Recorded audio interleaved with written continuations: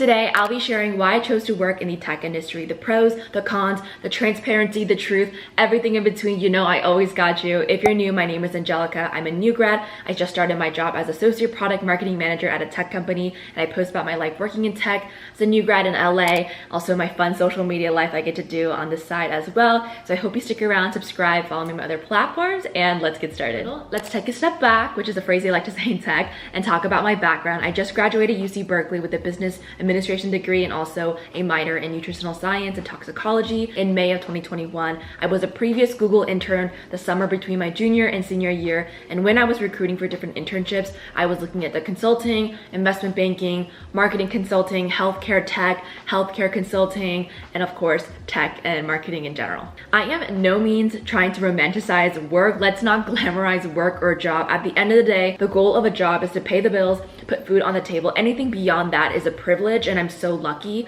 And there's no such thing as a perfect company. There's no such thing as a perfect industry. Every company, every industry is flawed. I am just an employee sharing my experiences, and I would never judge anyone for the way that they want to make money, because at the end of the day, I get it, and that is what it is. So I hope that this just inspires more people to work in tech if that's something they want to do. And just a disclaimer, I fully know how fortunate and lucky I am. Of course, the hard work, the talent, whatever, but really the fact that I got this opportunity as an intern to come back during the pandemic, I am very thankful, and I never forget that. And also, I just know that as someone from a working class background and someone who's a woman of color, it is more difficult. So I just want to shine more light into opportunities to break into tech that also require minimal or no knowledge of coding, because I just want to open more ideas and brains so that this is a possibility. So first, the pros. Number one is the work-life balance. And by no means am I saying it is perfect, but compared to other industries typical business majors go into, or even the industries I was interested in, whether it's investment banking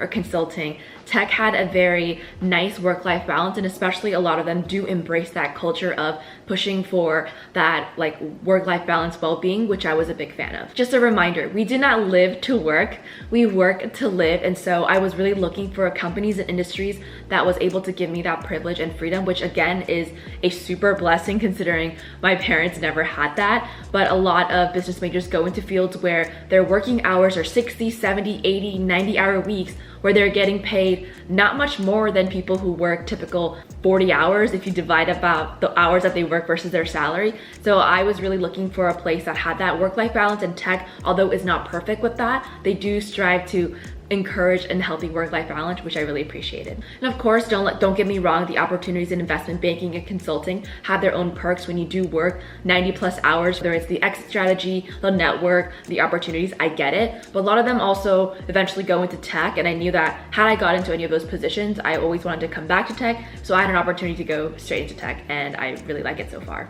At my team, we do have this thing called No Meetings Friday, because so much at work from home, we were just in meetings all the time. So that's been really nice, and also encouraged to take a lot of breaks and go to mental health sessions and stuff like that. So for me, it's been a really positive experience. And especially with work from home, I feel like so many more companies have been more cognizant of like setting boundaries, because it's so easy to overwork when you're at home. So whether it's like breaks or workshops or encouraged days off, it's been really great to see a lot of tech companies embrace that more, because obviously work from home has been pretty draining. Next is the people. I will say that first of all, the representation has been really great. This again is not a blanket statement across my company or all tech, but at least my team and what I see, it's been really great to see on YouTube. At least a lot of the marketing directors, the VPs, and the managers have mostly been women, and it has been extremely inspirational to me. I know most of tech is white and male, I get it, but at least from where I am on YouTube, it's been such a great opportunity. My director is Korean American, my manager is a woman of color, my manager is a woman of color, so it's been really cool to see that. All the coworkers and people I've met have been so smart, so talented, so amazing, so kind, so giving. I know everybody says that about every company, but people at our company literally travel together, they hang out together. Again, that's not a blanket statement, but maybe from what I've seen on the marketing business side, I am still in touch with my old teammates from last year, and we met up for drinks and hanging out, and like I follow them on social media, and the mentor and official buddy system of being part of my cohort has been really great. And also encouraging a lot of coffee chatting, reaching out to strangers within the company is really normalized. So I love that kind of meet who you want, talk with you want. Like you can just put time on anybody's calendar and be like, hey, would love to just meet, love what you do, let's chat. And that's totally normal. Another thing is I think it's really great that they really embrace feedback, whether it's my manager giving me feedback or me giving my manager feedback, which is called upward feedback, which I'm still working on how to do well, because it's like someone's asking you to critique them, but I'm so taught to not critique my mentors or my elders. This like open conversation of learning and growing has been such a forefront, at least on my team, on YouTube and YouTube marketing. And I love feedback and love to grow, so that's been great. Versus other companies and industries that are a little bit more hierarchical, I can't speak, that are a little bit, they're just like one-way street, so it's exciting. The projects, the teams, of course, this depends on what team you're on, your project you're on, your product you're on. But tech in general is a very exciting place to be with things changing so much, updating, new ideas, innovation. At a company at Google/YouTube, a lot of times we're doing stuff that's a first time for everything. So that's been really fun. And I knew I wanted to be part of that like very, sometimes a little too fast paced culture that just keeps me on my toes. And as a Capricorn, I've been thriving and loving it. And talking about the work a little bit more, I love the critical thinking, the data supported storytelling, learning how to turn data into strategy, to ideas, turning it into creative, and really challenging my brain to be as innovative as possible with intention, impact, and results. It's been really cool to learn and practice and get better and better, and I've been soaking it all in, so I've been really enjoying that practice of product marketing as a whole. The perks and benefits, of course, the healthcare, the PTO, the stocks, which I think should be baseline requirements for all companies and industries, because if you pay people well, give them good benefits, and also give them stocks, it will incentivize people to work harder and come back rested and energized, give their best ideas, and also want to stay longer, because you're not gonna have high turnover, which costs money because you have to retrain people, hire recruiters or headhunters who go find new talent. Like finding new talent is expensive and difficult. So I feel like all these companies should be investing in things that will enhance employee experiences, because it just, in the end, it helps the company thrive. Of course, the fun stuff, the food, the massages, the laundry, events, the movie theaters, like all that stuff, that is very cool, and the campuses are amazing. So as someone who likes that stuff, it's been,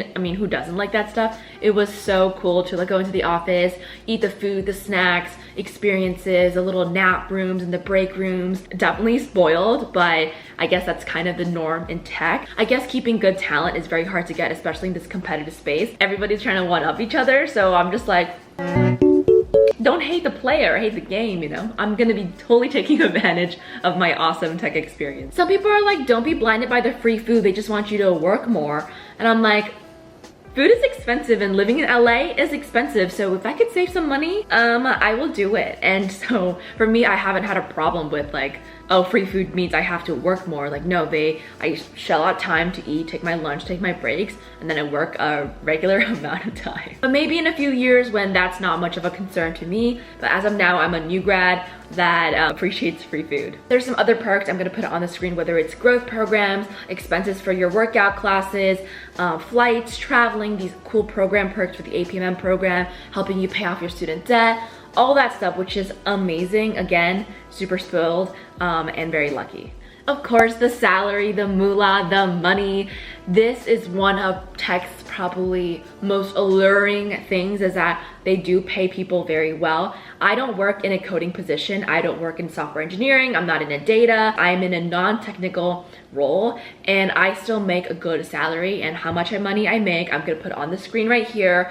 And it will be adjusted a little bit because I'm moving to LA, and it's gonna be taken down because it's not a tier 1 city, which is SF in New York. The good thing about tech is that you can look all these salaries online, whether it's Glassdoor's, H1B, and I'm all about salary transparency and negotiations and making sure you get paid your worth and you're getting a market competitive value. But again, I know that this is a very generous new grad salary to have. There's a lot of people making a lot of money out there. We need to know our worth, fight for it, fight for those opportunities, because you can do it, and people are making very good money even if they're not a super coder. Just saying. I know not everything's about money, but I feel like it'd be stupid to not talk about money if you chose a job, because obviously a job's purpose is to pay for rent and money and a house or whatever it is. So I have no problem talking about, hey, I want to choose this job because it pays well, and I will never shame anybody for wanting to do a job just because it pays well, because that's their prerogative. I'm so lucky that I love my job, I love the work, I love the people, and it's a field that I'm interested in. But again, I know that's a privilege. Unfortunately, a lot of marketing jobs pay anywhere from $30,000 to $50,000 to $60,000 depending on the city, whether it's marketing agency or specialist work. It doesn't have to be like tech, it could be like biotech, healthcare tech, but tech in general does pay a lot better than the other industries. Lastly was the opportunities. So I'm part of the APMM cohort, and that's been really great because there's around 40 to 50 of us-ish. They're the intern class. You know, a good amount of us converted for full time. And so that's been really cool to see how the program works and rotating throughout the programs and the product. And also the exit opportunities I think are always great. Coming from a big tech company or even a small tech company, you learn so many things, A to Z marketing, product marketing, digital marketing, and working with cross-functional teams, whether it's engineers, product managers, stuff like that. So there's so many opportunities that comes to you. Yeah, there's so many opportunities that come to you when you work in tech. The network, but most importantly, I think it's the network and the people that you get to meet and build, because a lot of times these people leave and do other things and they stay or they don't, and these are all people that you're gonna have in your professional network.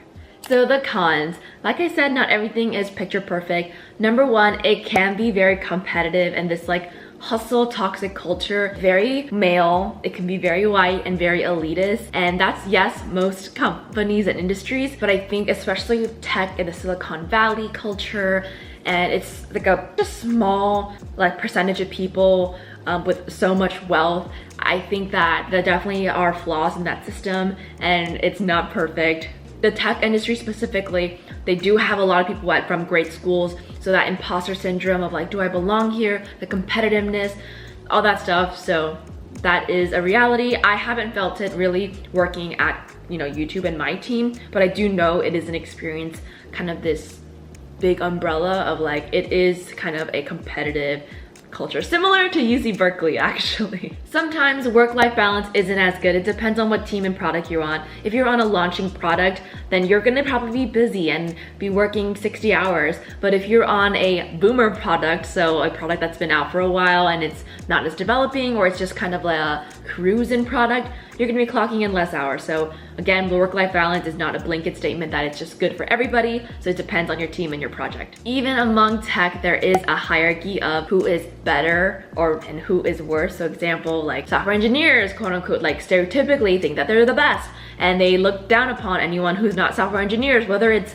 data scientists or marketers or UX people or sales, like that kind of thing. But I do believe that's probably a common trait on other companies and industries as well. But I think with tech, maybe it's a little worse. I do sense it sometimes, but you know, that's why I just hang out with mostly business people. I haven't really sensed it personally too often, but there are times where I've kind of sensed it. But I think that this is just a greater problem in tech. But also respectfully, you know, the engineers are a very important part of the tech culture. They're building the product, they're engineering the product, and it's up for marketers for us to make that product successful as possible, because you can have a good product, but if nobody knows about it, then it's not going to be a success. Unfortunately, in this day and age, there's a lot of good products out there with low success rates because just the marketing and the execution. So that's really where business and engineers come together and why it's important that we work together. There's a lot of good and a lot of bad about tech. We've seen The Social Dilemma. I highly recommend it. You check it out if you haven't already. And so I do believe that a lot of companies and all tech companies should be striving for more transparency and better communication with their users and consumers